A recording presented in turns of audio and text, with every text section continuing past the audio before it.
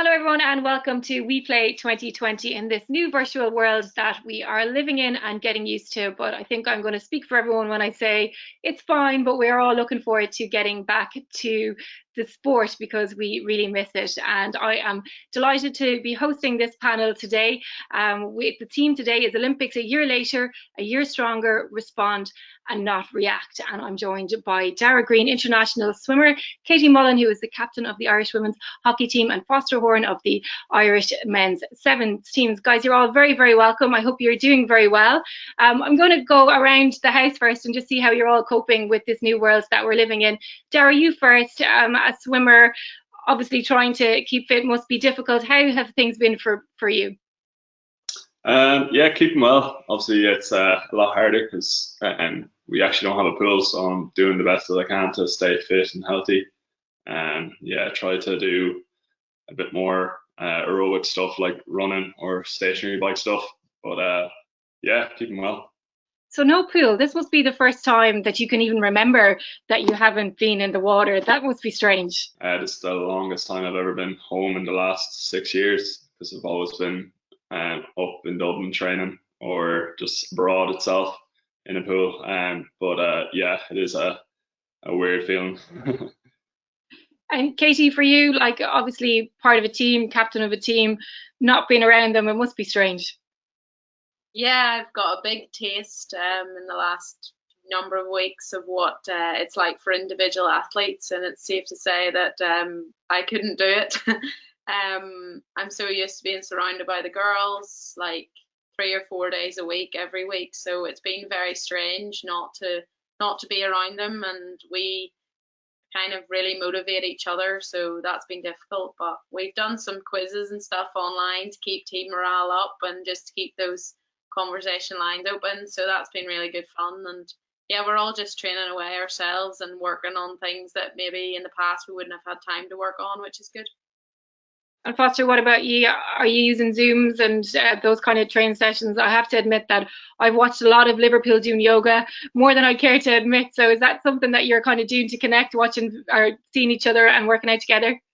Yeah, likewise with Katie, we're doing a lot of Zoom calls. We've got some sort of HIIT classes we've been doing together. We've got like coffee mornings on a Sunday morning, and then we've been doing some table quizzes during the week. So it's been great getting the boys on the Zoom calls, and luckily enough, we actually got a lot of our gym. We managed to take our gym out of the high performance center, and some of the guys, it was distributed out amongst some of the guys. So we're able to get our sessions in at home. But as Katie said, it's very much like you're sort of going into that sort of away from that team environment, and you're working on your own. So, Katie and Foster, you have teams to kind of keep you going and motivated and seeing what they're doing. Darragh, for you as an individual, is that a little bit tougher, or in a way maybe it could actually be more beneficial to you because you're used to doing it on your own? Yeah, when it comes down to the kind of the individual aspect, I'm fairly used to it. But at the same time, we do have there's 12 of us on the high performance team, so we do try and plug in each week. So we have Zoom, like this morning we had Zoom circuits with the team, and then we have like mobility session with our strength and conditioning tomorrow, all of us together, and we try to do a quiz once a week as well, which we started up. So yeah, but it is, as Katie was saying, it's definitely like hard to get motivated to train if your team isn't there as well, because you're just left to your own devices really to keep plugging away, especially if you don't really have a date in mind when you're actually going back to the pool or that. Yeah, that's, I think, nearly the hardest part for everyone really, and particularly for elite athletes, because you're so used to goals and you know, kind of having those targets to meet. Katie, for you guys, just even trying to self-motivate without that real definitive day of knowing when you're going to be back together, how difficult is that? Yeah, it's incredibly hard, and I think as you touched on, as elite athletes, we always have timeline goals, and so from the day we went into isolation, we were constantly just asking the coach, well, okay, but what date are we all going to be back together? And God love him, he couldn't answer that question. So it's been very hard for us to put in place a schedule for the build up to Tokyo 2021 now, and not knowing when we can get back on a pitch. And yeah, it's been tricky, but we have to just keep reminding ourselves that everyone's in the exact same boat. No one's getting ahead, and no one's doing extra pitch sessions that we don't have the opportunity to do. So yeah, you have to keep reminding yourself of that. And I think we also keep telling ourselves that the team that manages themselves best throughout all of this, keeps their emotions level, is probably going to be a successful team at the games next year. So yeah, there's a few little things like that we just keep reminding ourselves of in order to stay motivated.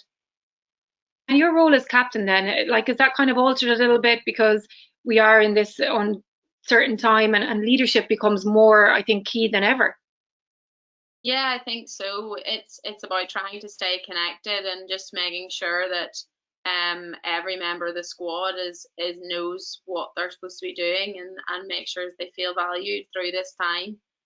It's much easier to touch in with everyone on a Monday morning when you arrive into the institute and you see all your teammates. So it's a little bit more tricky what we're doing now. But I suppose one positive thing is that as a team, we've been together for quite a long time. And prior to the World Cup, we're used to not having a lot of contact time. We used to only have the funding to meet up on a Sunday or every other week. So we do have that experience under our belt whereby we weren't as full time as we are now. And I think that is standing to us at the minute. And Foster, you did spend an awful lot of time together as well in the Seven setup, just kind of taking away that daily routine, trying to readjust. What's that been like? Yeah, it's been fairly challenging in terms of you're trying to keep in touch with coaches through WhatsApp and through email, and our programs are sent out to us. We all have our individual programs, and you're working off your own basis. But it's hard to get the motivation when you don't have the boys there helping you through each session, and especially when you're going into the gym and you've got a bunch of 20 guys there, and you're sort of working off each other's energy. It's sort of hard when you're out on your own. I'm lucky enough I have my brother here at home, so I'm sort of using him to sort of bounce off his energy and do start getting through the gym sessions. So that's enjoyable, all right. But and you're getting to spend a bit more time with your family members. But again, like when you're in a group with 20 odd guys who are pushing for the same goal, it's sort of hard to replace that. And just in terms of the qualification pathway, Foster, like, what's your status now? Like, what do you know anything about what's kind of coming up now over hopefully in the next few months? Yeah, so we were due to play a World Repechage in June 2020. So it was obviously going to be a tight timeline between June and July for the Olympics as it was. So at the moment, that has been postponed. So we're waiting to hear back for a date for our qualifier. Now I'd imagine it's probably going to be similar again, probably following next year, because we still have a whole another season we have this season finishing in a whole another season to get through. So I'd imagine it will be June 2021. And Katie, what about you guys? Do you work with the sports psychologist during this time and in general, just to deal with the uncertainty and, as I said to Darragh there, these setbacks? Yeah, so we would use Kate Kirby in the institute. She's linked in with our team as a psychologist, and we meet with her on an individual basis, which we were doing in the build up to the games before the postponement. And a lot of us are continuing to meet her virtually. Even if we don't have any issues or concerns, just it's good for her to touch base with us in order to see how we're managing our training load, or if a lot of us are now working from home and things like that. So she's been good help. And I think as well, her experience of having been to the games, and a big thing that we discuss now with her is how we get it right so that we're peaking at the right time, because obviously a lot of time and effort goes into planning your 4-year cycle. And we would have all been gearing towards peaking this summer.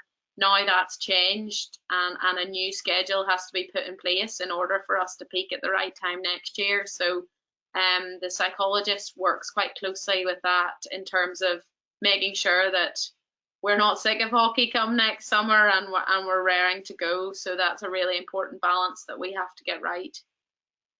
That's it, Foster, really, isn't it? Trying to stay fresh during a pandemic and not knowing like when's enough, because you don't know when is enough, because you don't know when you're going to be playing again. Yeah, that's the real challenge, really, is sort of keeping fresh. And I think management are trying to bring in sort of new, fresh ideas. As in, we were doing a Zoom call last week and sort of just went through a few different footages, different scenarios within games to sort of keep our mind ticking over around game time and sort of keeping that zone. Every challenge is different, every day is different, like every bit of information is kind of moving the goalpost. But just like as a whole, Foster, has there been anything that kind of surprised you that you've kind of found it hard to deal with during this time?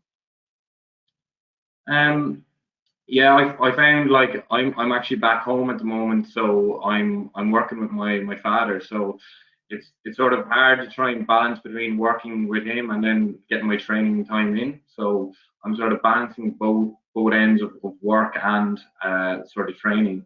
So it's a challenging time. It's challenging for everybody, but just these little things are trying to keep your mind busy and trying to keep on top of your training is tough going. What are you doing with your dad? My dad actually he's crash repairs, so we do a lot of crash repairs on vehicles and stuff. So at the moment we're actually restoring an old Hilux. So it's enjoyable work. It's tough, it's tedious, but I say he'll be delighted now to hear that I mentioned that in there. But I know it's good now to get that done. All right, so it is. And Darragh, just like the additional time, because we do all have a lot of time in our hands, and there's only kind of so many hours you can spend thinking about what could potentially be coming down the tracks. What are you doing to switch off and relax? Doing a lot more Zoom calls, socializing. It's a weird one, but at the same time, within a week of it, you're kind of used to it then. So it's going to be a weird one when we get back to normality then, and trying to actually socialize outside of a screen. So yeah, I know a lot of Zoom calls, a lot of quizzes we're doing, and different groups of friends trying to. I say I've caught up with a lot of friends now that I wouldn't really actually have the time to before.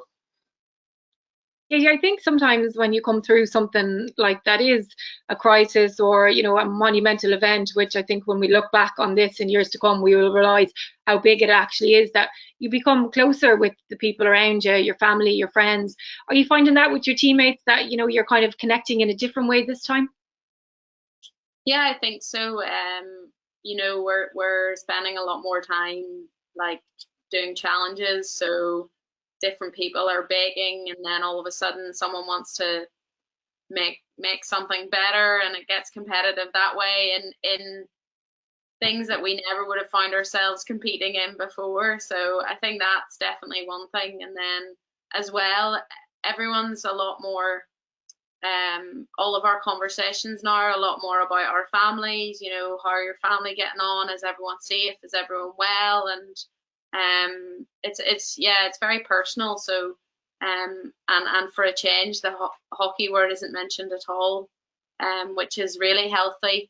And I think it's definitely going to bring us closer together. And another thing I've noticed is my parents have gotten very close with a lot of the parents of my teammates, and in the past a lot of their conversation would have been around the next tournament or the Europeans coming up or whatever, whereas now I hear my mum on the phone to some of the girls' parents, and they're just discussing is everyone safe, is everyone well, and how are you coping with isolation, which is really nice as well. So I think the things that we value are definitely changing, which is only a positive thing, and we very much live by the model of better people make better players, so it all feeds into that as well.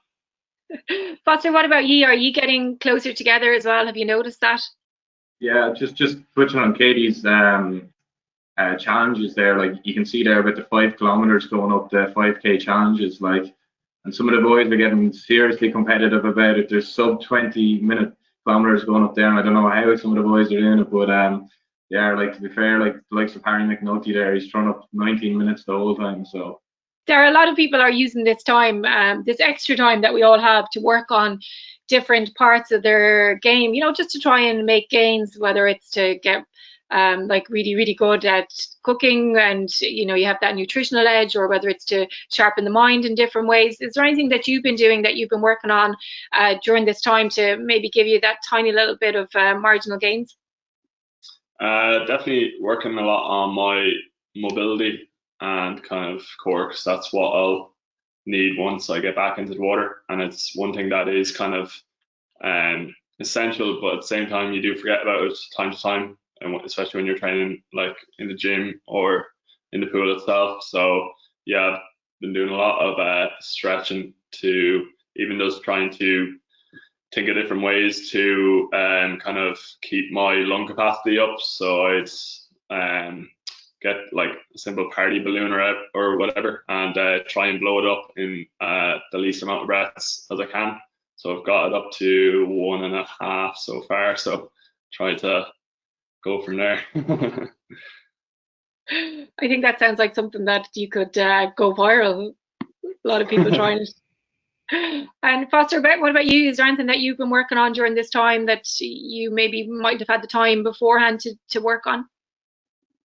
I suppose it's nice being around family, like as everyone knows here, like when you're training full time and within a league setup, like you don't really have as much time as you want with your family and friends. So I suppose when we have this time, it's nice to be spending with family and getting out and sitting down and having a chat. It's nice. We'll all have our communication skills, I think, guys, are going to be honed now. Brilliant. We'll all be able to have great conversations, because we're having so many of them. And Katie, just like even yourself and as the team, like, is there anything that you've been working on that you're kind of seeing this time as a benefit to be able to improve in an area that you mightn't have before? Well, personally, I've been working more than ever. So I'm working full 40-hour weeks at home. As an engineer, we're very busy making PPE equipment and ventilator parts and stuff like that there. So I've been putting a real focus on my career when I can now, so that hopefully the company that I work for, they're incredibly supportive.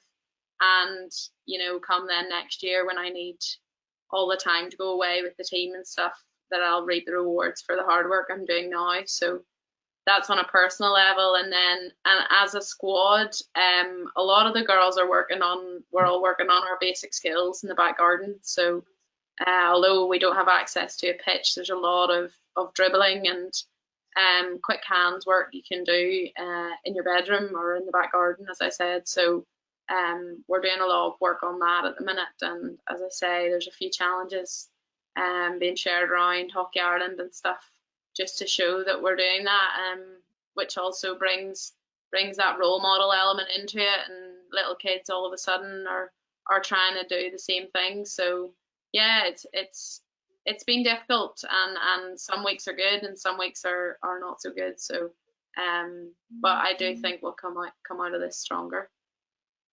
I had Kevin McMenamin, the Dublin footballer, on Game On recently, and he made the point that for the first couple of weeks it was great, like, it was novel and he was doing everything, working on his hamstrings, anything that he thought he needed to do. But then as the weeks went on, it got a little bit more difficult to keep that motivation and that will to do the things that he needed to do. Like, have you found that, Katie? Have the team found that the longer this goes on, the more difficult it is just to kind of keep in that zone? Yeah, so initially the games, we went into isolation, the games were still going ahead. So actually we just seen this is brilliant. We literally, no one has to focus on anything else. We can just train flat out. And we were sharing a lot of training videos between one another, and everyone was super motivated because we were still, I think it was only 110 days out from the games taking place. And then all of a sudden, when the announcement happened, we all noticed a big difference. Just going out and making yourself do those tough running sessions, all of a sudden you were a lot less motivated. So yeah, and then you went through that for a week or 10 days, and then you start to sort of build yourself up again. So peaks and troughs like anything, but yeah, we talk about it together, which is really, really helpful to know that you're not the only one that's struggling on any given day, and that helps inspire you for the next training session. So you're nodding along there in agreement. Yeah, no, definitely. It makes a difference, especially when you can lean on your support network, like either that be the boys, your girlfriend, your family. Like, if you can just sort of voice your sort of concerns around the sort of time, it helps. All right, so it does. As Darragh's been saying as well, there's been a lot of Zoom calls, like, sort of, because once other people are in the same situation as you, like, it helps you along, and you sort of find that the lads give you different motivation cues, what they find works for them, or just different webinars going around that can help you out. So look, the support networks are out there, and it makes such a difference when you use them. So what are you missing most, Darragh, about sport? Whole excitement of it, really. It seems the whole world stops when there isn't that sport going on, and there's nothing as much to talk about compared to, like, you only realise now what we actually have to talk about when the news comes on and everything. But no, yeah, definitely just the whole buzz and excitement, because, like, all three of us know our whole lives are pretty much revolving around it now, especially when the games are so close. Well, they were anyways, but now we have another year to go. So Is it frustrating that you've kind of put your life in this 4-year cycle and you have to hang on now again for another year? And has that affected your kind of your education, your work, your kind of, I suppose, your plans and hopes, Darragh? It was kind of bittersweet at the same time. Found myself, I didn't actually get, like, a lot of teammates got annoyed to frustrated, but I just seen it as another year to actually get better, because I've only moved to the national centre out on the sports campus there 2 years ago, so it gives me an extra year to progress on that program, and yeah, just a bit more of a confidence booster that I can get a bit more work in. Yeah, and at the same time, it's, as I say, it's still going ahead. It's just a different date. So if you look at it that way, you can keep going. Like, and Katie, for your team, like, there's people of different ages and kind of pathways, and their lives are at different junctures. Like, just even, I know a year in the grand scheme of things, it doesn't seem like a huge amount, but when you're living it and in the middle of it, and you have plans, and you were thinking of things that you might be doing in the summer ahead, like exciting things, not that the Olympics are exciting, but personal things that you might have planned for. Is it difficult for the team as a whole to push back for another 12 months? Yeah, definitely. And I think, when you look at a broader picture, people consider 12 months as not that long. But when you look at our weekly training schedules and how demanding it is a very long time. Are you putting building blocks in place already for the year ahead, which again is so hard because we don't know when we're going to be back doing anything? Yeah, we're obviously putting schedules and plans in place, but the biggest thing right now is that everyone gets time to just be with their family and to make sure that everyone's okay through this pandemic. And actually, we're on a bit of a down phase now where we have very little contact with the coaching staff in order to give us that headspace away from it. So I think that's been really good for us to have some time away and to really, process what 2021 means for us now.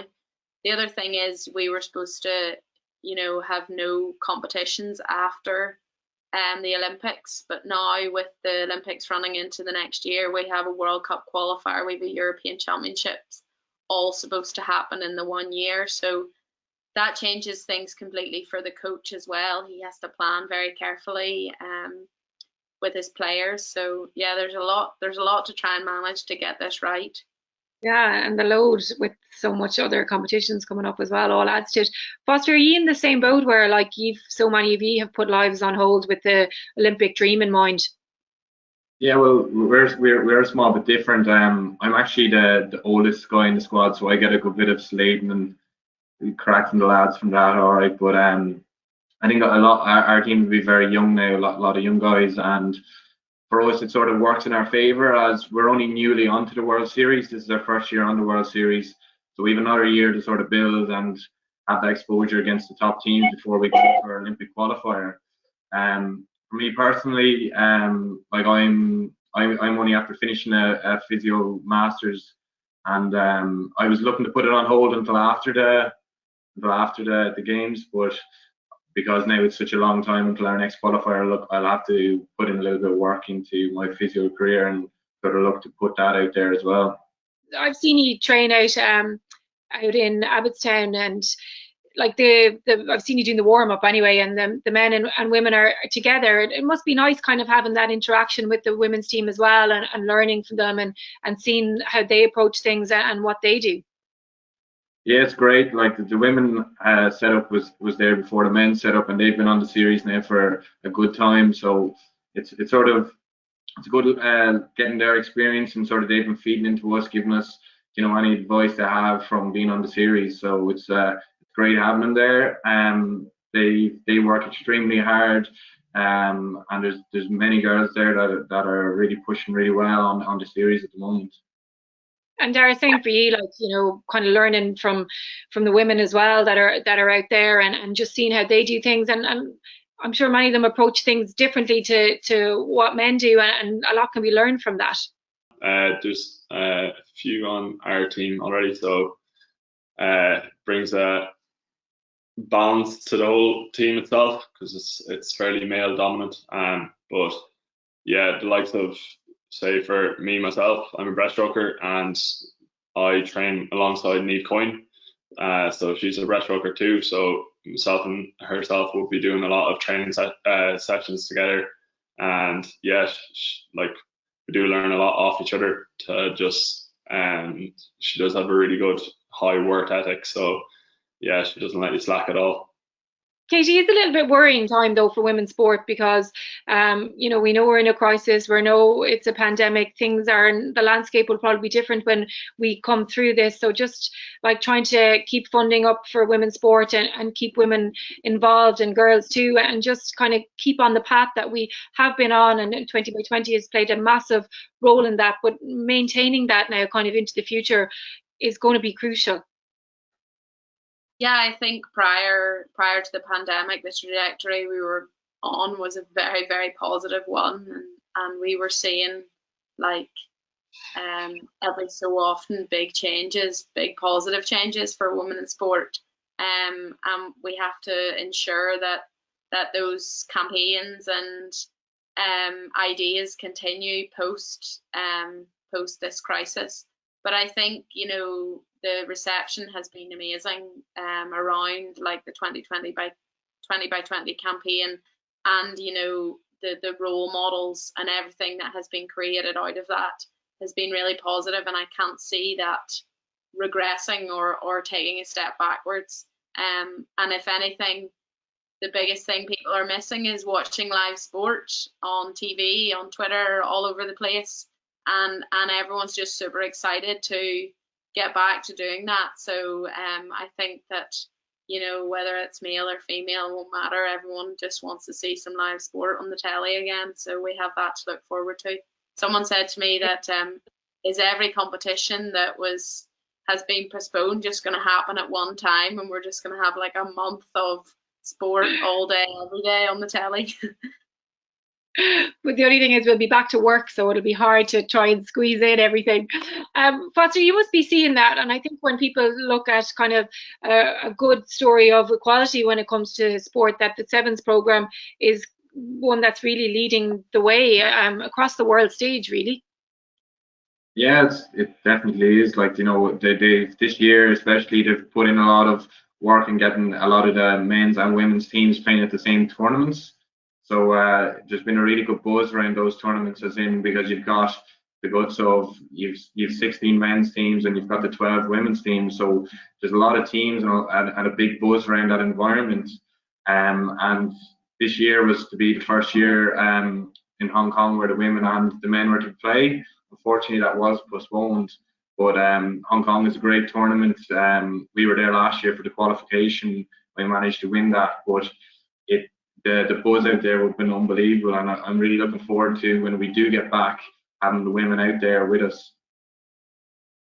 And Darragh, swimming is one as well. You know, we see in the same pools, on the same blocks, in the same spotlight when it comes to swimming, which is, you know, it can't be said for every sport, but it's quite heartening, and it must be quite heartening to be involved in a sport where it is a level playing field.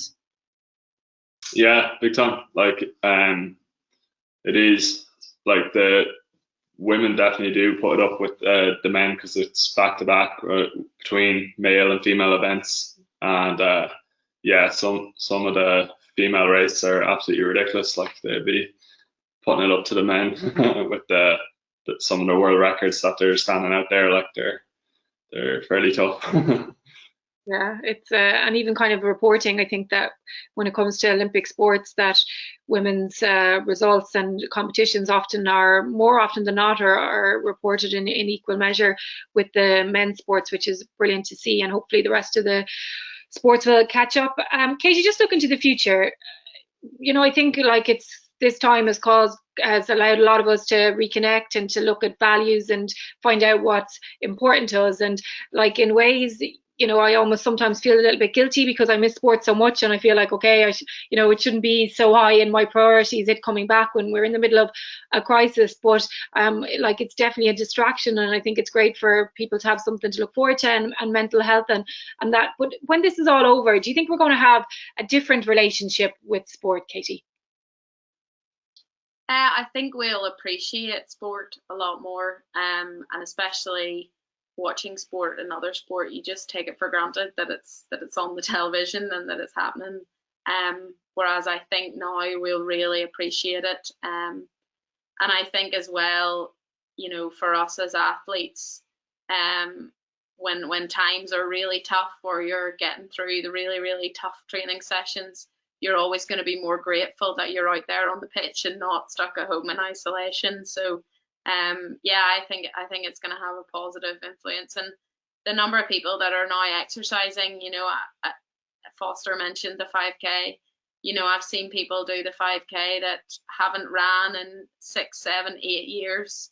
And I think even new people coming to sport and just playing it for the mental health benefits or for the social benefits, I think that's going to increase massively as well off the back of this. Whenever we are allowed out again, there'll be a lot of sign-ups to clubs and things, which is a brilliant thing at all levels. Foster, what about you? Do you think that when this is all said and done, that you'll have a different relationship with sport, or you know, will it still be as important to you, or will it even be maybe more important to you? Do you think? Yeah, I think I'll appreciate it a lot more and won't take it for granted. Just as we were saying, how tough it is training when you've nothing to look forward to. It's about them big days. I think you'll appreciate them a lot more, especially when you're at them tournaments. You'll want to get out there and play. And Darragh, what about you? Yeah, big time. Because even just sport itself brings out the best in people. Like even whether they're watching or playing itself. So it is kind of that, as you're saying, that distraction or even just an interest they have that takes away from today's problems kind of thing. And Katie, for anyone who's maybe struggling a little bit with motivation, and like it is a tough time and it's strange, and like I think you've all highlighted that there are good days and bad days and peaks and troughs. Do you have any advice for anyone that, you know, might be finding it a little bit difficult with the motivation to, might not be run a 5K, it might just be just to get up and get out and do something? I think my number one thing is to get out into the fresh air. It's so basic. Get out into the fresh air as early in the day as possible.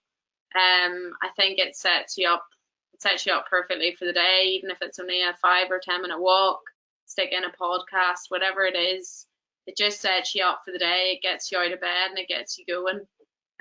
So that would definitely be fresh air as early as possible in the day, because you can very easily roll out of bed, jump on the sofa, stick on a Netflix series, and all of a sudden it's middle of the afternoon. So yeah, that would definitely be my top tip for isolation. I think we've all been there. Foster, what about you? Yeah, likewise. You know, the weather's been absolutely lovely during this isolation. It's typical, isn't it? Like, you know, it's so Irish. Like once if you're doing the leaving cert or something, the weather is unbelievable. But the weather is absolutely cracking out there at the moment, so there's no excuses really to get up and get out and enjoy it. Really get out for them walks. And Darragh? Yeah, definitely. One of the big things is just getting out there in fresh air. At the same time, you can definitely pick up a few challenges to challenge yourself, whether that's even as in the toilet paper keep you uppy challenge to something as simple as that, like just to keep the body going. And I think like everybody's probably looking forward to something specific. For me, I'm kind of looking forward to the Premier League getting back going and Liverpool lifting the trophy if it ever does. Darragh, what are you most looking forward to about sport coming back? I like do anything now to jump into a pool. That's as simple as. You have a paddling pool in the back garden or anything? No, unfortunately not. Foster, what are you looking forward to most?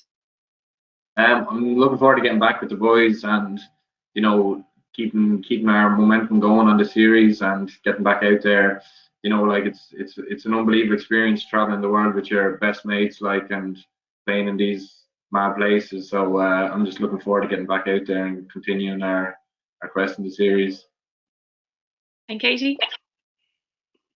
For me, we have these really, really tough red sessions on the pitch where we play 8v8, full pitch. There's loads of space, loads of running, and you're on your hands and knees at the end of each 6-minute set. And they're incredibly competitive. Everyone's taking lumps out of each other. And there's always a few stories after each one. So I'm actually looking forward to getting down to Abbottstown and out onto the pitch for one of those red sessions with the girls. So guys, I think there's going to be a lot of people using this time to reflect and decide what they want to do with their lives, and there'll be lots of people who will want to emulate you guys and follow in your footsteps. Do you have any advice for anyone that would like to go down the path of being an elite athlete, an elite sports person? Katie?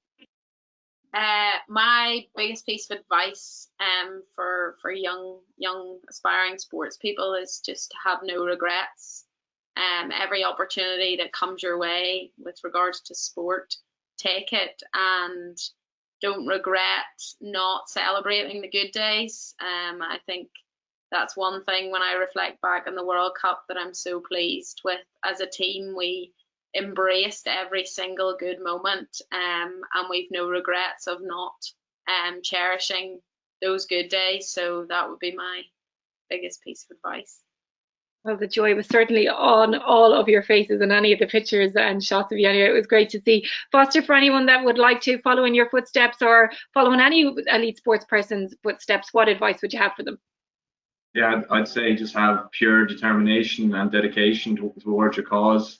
Just put everything you have in towards it. If you want to become something, not that anyone shuts you down. If you believe you can do it, you can, and just put everything you have into that goal. Darragh? Mine definitely would be to be patient with it, because you definitely have a lot of bad days compared to good days. But once you keep with it, keep consistent, and really just make sure you're having fun. And that's my big one, really. Well, guys, thanks so much, Darragh Greene, Foster Horan and Katie Mullan. I have to say, I am looking forward to 2021 already, and I'm sure that you will all be a year stronger in at that exact time. So thanks so much, and you've done brilliant. And the theme was respond, not react. And I have to say, I think you've all done that really well. So thanks so much.